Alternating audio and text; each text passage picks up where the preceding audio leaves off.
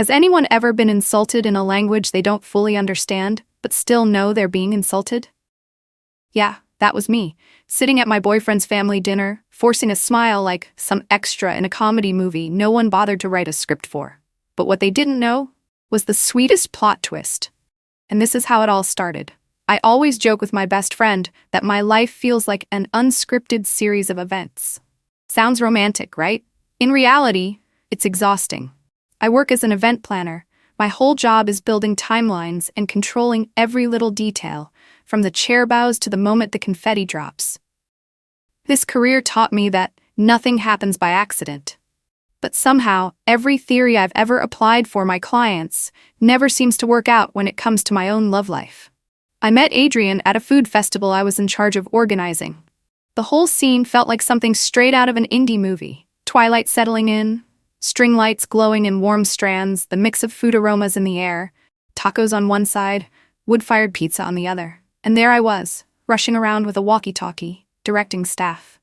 Normally, I'd never focus on one single booth, since my job was to keep an eye on the entire event. But that day, Adrian's stand completely stole the spotlight. He stood behind his booth wearing a deep red apron, chatting with customers in an accent that made every word sound like seasoning, like it made the food taste better than it already was. I still remember, I only meant to stop by and check it off my list, but I ended up staying longer than I should have. Adrian looked at me, smiled, and handed me an extra empanada with a casual, "on the house." Has anyone else ever been in that kind of moment? The kind that looks meaningless to everyone else, but to you, it feels like you just wandered into a low-budget rom-com?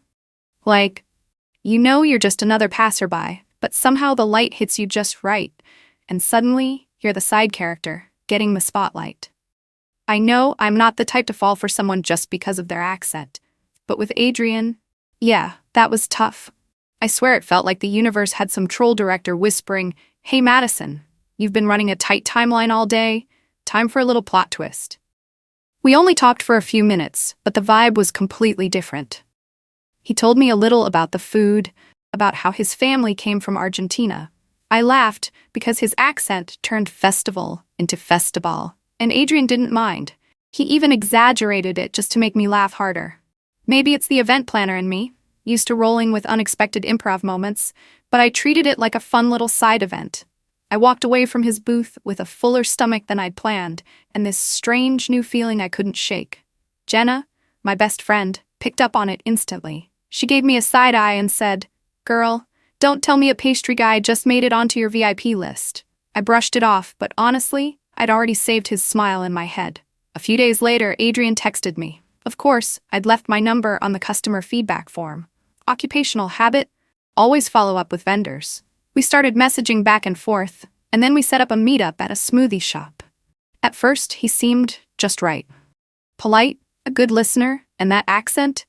God, it was like every sentence he spoke was dipped in caramel. I told him about work, how one client got so stressed they made me change the flower arrangements 3 times in a single day. He laughed and told me I was good at handling chaos. It sounded simple, but for someone in my line of work, being recognized for surviving chaos almost felt like the highest compliment. We started going on more dates, walking through downtown, catching movies at a drive-in, having dinner at restaurants I'd once booked for events. For once, I felt like I was living inside a timeline that actually made sense. But like every rom-com, the pretty credits didn't last long. Adrian started staying over at my place more often. At first, just a couple nights, then slowly it turned into almost every day. I remember one night I came home late from work and found him stretched out on the couch, watching soccer in Spanish. I laughed because who watches TV in a language they don't even understand? He just said, "I miss home." And I felt sorry for him. If you're asking whether it was weird when he started bringing clothes over to do laundry? Yeah. Was it a red flag? Also yeah.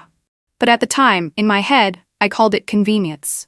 I was used to events running late with vendors hanging around, so Adrian sticking around in my timeline felt kind of the same, as if one of the vendors just decided to camp out longer than scheduled. It felt reasonable. I even told myself, well, at least I don't keep running back and forth between 2 apartments. Looking back, I definitely romanticized laziness. Adrian slowly moved in, like we'd signed some kind of sublease agreement. Only instead of paperwork, it was sealed with a look and a small suitcase. There was no real conversation, no deal made, he just stayed. And me, the professional event planner, let my own personal timeline get hijacked without even drafting a backup plan. At this point, I have to ask, has anyone else ever ignored a red flag just because it was convenient? I remember reading on Reddit about a girl who thought her boyfriend moving in was a sign of commitment, until she realized she'd basically just acquired a free roommate, full service included. If you've ever gone through that kind of twist, drop it in the comments. I need to know I'm not the only one who sat there smiling like an audience member, clapping for a freeloading act, wrapped up in the pretty packaging of love. Adrian became part of my apartment. But instead of making life easier, he felt more like an unexpected expense in an event contract. The kind of cost you never budget for, but end up swallowing anyway. I even remember telling myself, in my line of work, there are always unforeseen charges. Maybe love is the same. Looking back, that was the most professional-sounding excuse ever. At first, I thought I was being generous. He said his paperwork was still messy, his job was only part-time, his finances weren't stable yet. I believed him, because I always wanted to believe every timeline comes with delays. But day by day, that unexpected expense feeling turned into a full-blown, long-term loss. The utility bills stacked higher while he lounged on the couch watching Spanish soccer like it was some kind of meditation practice. Worse than the freeloading were the little comments that started slipping in. He said I dressed too casual, which really just meant ripped jeans and a graphic tee. He told me my laugh was loud in an American way, like something you'd hear in a stadium. I sat there quietly, then cracked. Sorry, I didn't sign up for the bilingual subtitles class. I thought I was joking to lighten the mood, but really, I was trolling myself to hide the sting of being judged. One time we went out to dinner with my friends. I told a story about an event mishap where a client demanded we switch flower colors from red to ocean blue halfway through. Everyone laughed, except Adrian. He just shrugged and said, "Back home, women don't talk so loud at the table." I forced a smile and swallowed the rest of my pasta like it was a microphone. Tasha, my best friend, of course, wasn't about to let it slide. The next time we met up alone, she gave me a look sharp enough to cut glass. "Honey, that's not cultural difference, that's disrespect." I laughed it off, but her words stuck in my head. My job had taught me this. When a vendor misses a deadline once, you remind them. But if they're late a third time, it's not an accident. It's a habit. Even so, I kept slapping the label cultural misunderstanding on everything he did. Maybe it's because I was too used to explaining away client meltdowns when an event didn't go perfectly. I thought I could manage a relationship the same way I managed projects. Log the problem, adjust the timeline, everything will be fine. But love doesn't come with a Google Sheet to track errors. Then one night, while I was sitting down going over finances, I let out a sigh and said, "Babe, I'm getting a little tired of covering everything myself. I need you to share some of the load." I thought it was a reasonable ask, not a demand, but a collaboration. Instead, Adrian turned to me with this disappointed look, like I'd just ruined a proposal scene in a movie. He said, "You're turning everything into money. You don't trust us anymore. Love isn't about calculations." I froze. That line was such subtle gaslighting, it made me question if I really was being too pragmatic.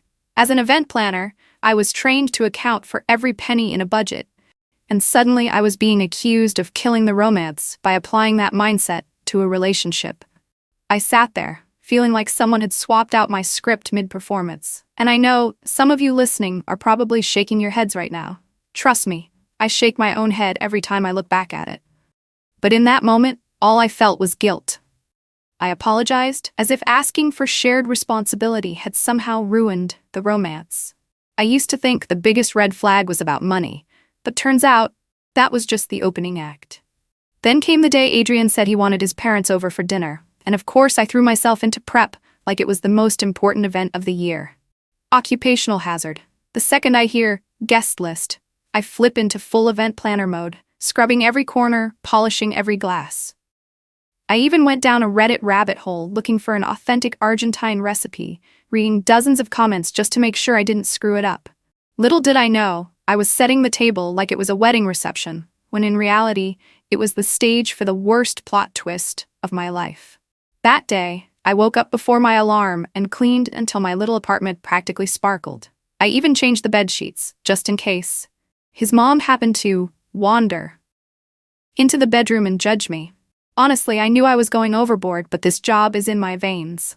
A spoon placed slightly off-center could bug me for hours, so meeting the family, forget it, I was in full overdrive. I told myself, Madison, just treat this like a mini-event. Guest count 4. Mission: survive. At exactly 7 p.m., Adrian walked in with his parents. They were dressed to the nines, their polite smiles the exact kind I'd seen 100 times from VIP guests. I took a deep breath, smiled back, and led them to the perfectly set dinner table. But right from the start, something felt off. They nodded and smiled, but their eyes skimmed over me like a check-in scanner. Quick glance, no pause. And then, just a few pleasantries later, they slipped into Spanish with Adrian. At first I thought, okay, maybe they're just more comfortable speaking their native language. But then the conversation dragged on, minute after minute, all in Spanish. I sat there, smiling awkwardly, poking at my salad, nodding along like I was stuck in a meeting without a translator. Every so often, Adrian would toss me a half-baked update. They're talking about my cousin who just had a baby. They're discussing an old job. That was about it. Meanwhile, I'd spent my entire morning trying to nail a Milanese recipe as close to the authentic version as possible. The air got so heavy I felt like an MC whose mic had been cut at her own event. I kept the smile plastered on, but inside I was screaming. And right then, I remembered I'd forgotten dessert. I quickly offered to run to the nearby shop to grab something, happy to have an excuse to escape the table for a few minutes. They just nodded, barely acknowledging me, before sliding right back into their Spanish conversation. I hurried out and was back in less than 15 minutes. But the second I walked in, something felt different. The three of them went quiet for a moment, then quickly switched topics. I frowned slightly, but pretended not to notice, set the dessert on the table, and slipped back into my role as the sweet hostess. The rest of the night went on like that. His family chatting and laughing, me forcing polite smiles, and Adrian acting completely unlike himself. Stiff, tense, like he was auditioning for the role of dutiful son instead of being my boyfriend. What I didn't know was that the moment I left the table, everything had shifted. And by sheer coincidence, an unexpected guest showed up. My neighbor, Sam. He'd been a regular at the community events I organized, and that night he happened to stop by to return some kitchen tools he'd borrowed. Adrian, being polite, invited Sam to stay for dessert. I had no clue, since I was out buying pastries at the time. And here's the kicker. Unlike me, Sam understood Spanish. He sat there quietly, listening to the entire conversation while I was gone. They had no idea they were exposing their true colors in front of someone who understood every word. Later, Sam told me they spoke about me in this half-joking, half-mocking tone, laughing as they went. Adrian's mom clicked her tongue and said, "She's nothing special to look at, but at least she knows how to clean." His dad chimed in, like a free housekeeper. "Smart move, son." And the part that cut the deepest? Adrian didn't defend me. He laughed along. He even added, "She always takes care of the meals, keeps the apartment spotless, easy. Americans like her are simple to manipulate." Sam sat there the whole time, feeling awkward on my behalf but not wanting to intrude. He stayed silent through dessert, wearing that polite, neighborly smile. Meanwhile, I came back with the pastries, still playing the cheerful hostess role. By the time the guests finally left, close to midnight, I was so exhausted I just collapsed into bed without another thought. It wasn't until the next morning while I was clearing the table that Sam knocked on my door. He looked at me, hesitant, then said, "Madison, there's something I think you need to know." And just like that, the truth hit me. Every word cutting like a knife, as he repeated exactly what had gone down in the 15 minutes I'd been gone. I wanted to believe Sam had misheard. I wanted to believe there'd been some translation mix-up. But one look at his serious face told me there was no escape. I spun between anger and numbness. The man I thought I was building a future with had, in front of his parents, reduced me to nothing more than free housekeeping. That dinner? I thought I was the host. Turns out I was just the punchline at their table. After Sam told me everything, I didn't sleep for 3 nights straight. I tossed and turned, my brain replaying the same awful scene. Adrian sitting between his parents, smirking, nodding, before dropping the words, "free housekeeping service." At first, I considered the classic move, stay quiet, retreat, and just disappear. But you see, I'm an event planner. I make a living building stages, directing the spotlight, turning messy scripts into a seamless show. And this time, I refused to sit in the audience, mute. I decided, if there was going to be a confrontation, it would happen on my stage. The opportunity came faster than I expected. My company was hosting a community event, and Adrian volunteered to help since it involved food vendors. The second I heard he'd be there, I thought, okay, the universe just set the stage. All I need to do is flip on the spotlight. And this time, I didn't need a mic or a dramatic soundtrack, just the right question at the right moment. The day of the event, the sun was out, but the breeze kept it cool. The open space was filled with colorful food trucks and banners. I wore a simple black dress with sneakers, not to look glamorous, but to stay grounded. Tasha walked beside me, giving me a sharp look. "Girl, are you sure?" I nodded. "Yup, time for the main show." Adrian showed up with that familiar smile. The same one that once made me think I was living in a rom-com. He came closer, arms open for a hug, but I leaned just slightly to the side. No need for an opening scene drama. I was here for the climax. So, when a handful of friends and colleagues had gathered nearby, I looked him straight in the eyes and calmly asked, "Adrian, would you like to translate for me what you said to your parents the other night?" The air instantly shifted. A few people glanced up from their coffees, others froze mid-motion while setting out food. Adrian blinked, gave a strained laugh. "What are you talking about?" I kept my voice steady, even-toned, like I was asking about the setup schedule. "You know what I mean. When I ran out to buy dessert, do you want to tell me, exactly in English, what you said?" He started fidgeting, rubbing the back of his neck. "You must have misheard. That was nothing." Before I could even respond, a male voice cut in from behind. "Sam." My neighbor stepped forward, soda still in hand. "I was sitting right there, Adrian. I heard everything, and I understand Spanish." The air turned thick in an instant. Adrian's face drained, then he forced out a nervous laugh. "I was just joking, Madison. People exaggerate." Tasha shot him a look sharp enough to slice glass. "Honey, that wasn't a joke, that was disrespect." Then she turned to the crowd. "He called my friend a cleaning service free of charge, right in front of his parents. What kind of joke is that?" The people around us started murmuring. A colleague glanced at me, eyes full of both sympathy and outrage. I stood there, calm on the outside like I was holding a mic, but inside my heart was pounding out of rhythm. Adrian looked like a man cornered. He forced a smile, scrambling to spin the story. "You don't understand. In my culture, we make jokes like that. It's just indirect humor." Sam shook his head, firm and clear. "No, I'm Latin too. That wasn't indirect. That was humiliation." That line landed like a clean strike, knocking off the last mask Adrian had left. Suddenly, his tone snapped, sharp and defensive. "It was nothing, Madison. You're always overreacting. You ruin everything, always about money, always about your ridiculous pride." The outdoor stage suddenly went silent. People passing by stopped in their tracks, every eye turning toward us. Adrian had become the main act, and without a single spotlight, his out-of-control anger lit him up for everyone to see. He shouted, pointing, his voice a low growl turned roar. "You want to make me the bad guy? You want to humiliate me in front of everyone? Fine. But don't pretend you're some perfect victim." I looked at him and said nothing. I just stood there quietly, like an MC who had introduced the final act and then stepped off stage. No rebuttal needed. He was already doing the job for me, turning himself into living proof of everything I'd just exposed. And just like that, Adrian was no longer the cameo in my imagined rom-com. He'd ripped off his mask, standing in the middle of the crowd, and unintentionally turned himself into the lead of a tragedy no one wanted tickets for. After that blow-up at my company's event, everything else played out like a film stuck on fast forward. Adrian couldn't reel his performance back in. My coworkers, who once thought he was just the sweet guy selling empanadas, now saw him firsthand, shouting and putting on the full main show without needing a single spotlight. And you know what? When the mask falls in front of a crowd, you don't need digital receipts. The social environment alone is enough to make the character expose himself. That night, I wasn't the least bit surprised when my phone blew up with messages. Adrian started with the usual chorus. "I'm sorry, I just lost my temper. You misunderstood. I love you." Then he shifted into defense mode. "In my culture, that's normal. You're too sensitive." And when my silence held, he escalated. "If you leave me, you'll regret it for the rest of your life." Oh, please. That plot twist? I'd already seen that movie. No suspense left at all. And he didn't stop there. He even spun lies to my family.